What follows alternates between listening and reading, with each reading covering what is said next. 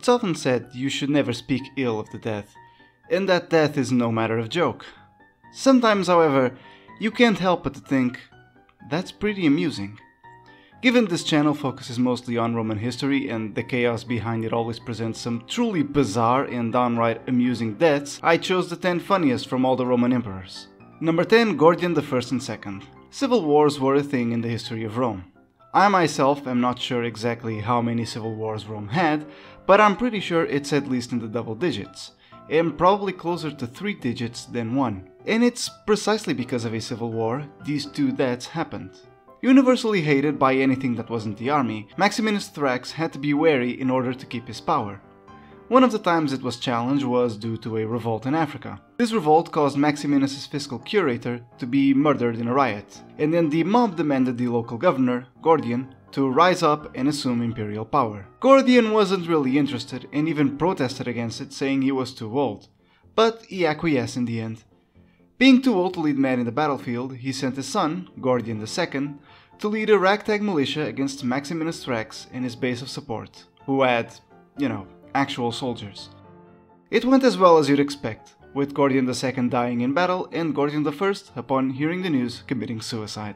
Number 9, Constantine II. Sometimes, events are anticlimactic, but few of these are so anticlimactic they become climatic in their own way. This is the case with Constantine II's death. The oldest of the 3 remaining sons of Constantine the Great, this Constantine was nothing like his father. When Constantine I died, the empire was divided in 4, though some quick killing called the Massacre of the Princes by his younger brother Constantius II reduced that to just 3. The east went to Constantius himself, the middle child of the bunch by the way, the middle to the young child Constans, and the west to the aforementioned Constantine II. The Massacre of the Princes greatly benefited both his brothers, as they won some territory out of it, all the while Constantine II growled having won nothing. So he began trying to give his youngest brother orders in order to gain more land. One thing led to another, and before anything else, the two were at war with each other. Eager to defeat his younger brother in battle, Constantine II marched to Italy, only to be ambushed and killed without his brother having done anything really, a death fitting his overall incompetence. Number 8, Tiberius. Now, this story is dubious. Tiberius probably never died this way. In all likelihood, he simply died peacefully in his sleep. But if rumors are to be believed, then Tiberius' death is strangely amusing. Not having been popular in the eyes of anyone really, pretty much everyone was eagerly waiting for Tiberius to finally die. And it finally seemed it was going to happen when the emperor fell ill at Misenum in the year of 37 AD. It seemed Tiberius apparently had stopped breathing, and everyone cheered and congratulated Caligula for having become the new emperor. Even Tiberius' ring was taken, only for new reports to arrive stating that Tiberius had regained consciousness and was demanding he'd be given his ring back. In a "oh the hell with this" moment, the Praetorian prefect Macro instead brought a pillow and smothered the aging emperor to finish the job Tiberius' illness had started. Number 7, Vespasian. This is the man who died of diarrhea. Now, considering that funny may be childish, and it is, but truthfully it is more what Vespasian did in regards to this than anything else the reason why he's here. Vespasian was known to be a bit of a jokester, and on the gates of death, he decided to throw in one last joke before he died. Knowing the semi-deified dead emperors who stayed in their good graces throughout said emperor's reign, Vespasian uttered, "Dear me, I must be turning into a god," before collapsing on the floor and dying. One last joke. 6. Titus. From father to son, Titus' reason for being on this list ends up being a little more circumstantial, let's say. Having fallen ill in the year of 81 AD, Titus uttered, "I have made but one mistake," and then he died, without saying which mistake it was. Historians speculated which mistake was it, with contemporary historians alluding to the fact his successor was Domitian, whom they hated, and Jews alluded to this mistake being his destruction of the Second Temple. But what if this mistake was something really mundane? What if he just decided to be a little troll and leave people guessing on purpose? Number 5, Maximinus Thrax. Back to the crisis of the 3rd century, Maximinus Thrax had just bested a revolt from the Gordians, yes, the one revolt mentioned in number 10, when he turned his ire against the Senate for having supported the Gordians. Maximinus picked his army and marched into Italy, where he was stopped near the gates of Aquileia, and so he prepared for a siege. And so the siege lasted, and lasted, and lasted, and eventually the army he was leading began to starve. But surely they were still loyal to Maximinus, weren't they? After all, they put him in the throne.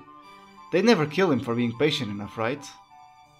Actually, that's exactly what happened. Worse still, we already have 3 deaths from the year 238 AD, and we still aren't done with this year.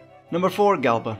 A harsh disciplinarian, Galba was considered to be a potential candidate for emperor until the day he became one. And he became one by rebelling against Nero, with the support of several key figures at the time, one of whom was Nymphadius Sabinus, the Praetorian prefect, who promised the Praetorian Guard, Galba, offered bribes for supporting him. This was good and all, but unfortunately, a complete lie. In truth, Galba promised no such thing, and so, when he became the emperor, he denied the Praetorian Guard the bribes he never promised to begin with. Which was unfortunate because those bribes were a significant reason why Galba became the emperor in the first place. What happened to him, you can guess. Though I do have to note he didn't actually die immediately. The Praetorian Guard wasn't so fickle at the time. Yet. Number 3, Pianist and Brutus. Back to the year 238 AD. When Maximus Thrax began marching towards Italy, the Senate, in an act of desperation, decided to elevate 2 of their own, Pianist and Brutus, to the imperial purple, a move not even the local Roman populace liked. Everyone expected Maximinus would just march in the direction of whatever army they were assembling and annihilate them. But to everyone's surprise, Maximinus died when his own soldiers revolted, and so the 2 went back to their time as co-rulers. Except they obviously didn't trust each other and disagreed frequently. During one particularly heated discussion, the Praetorian Guard walked in. Each thought the other was out to get him. In truth though, the Praetorian Guard just decided to intervene on its own, capturing them, dragging them naked through the streets, followed by torturing them and then finally killing the 2 emperors. Number 2, Jovian.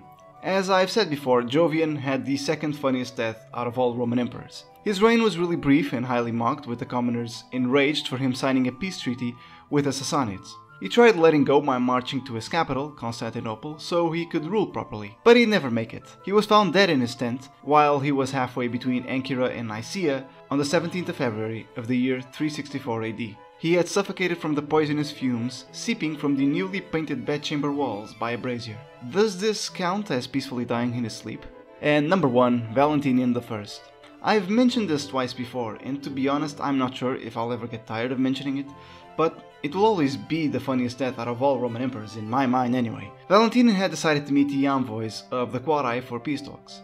However, it became clear that what the Quarii envoys were offering were far below the emperor's satisfaction.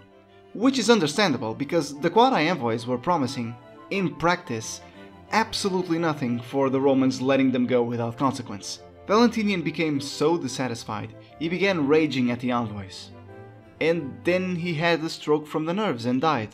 Yep, he rage quit IRL. And that's the list. I hope you enjoyed this little video. This is Spectrum, and I'll see you around.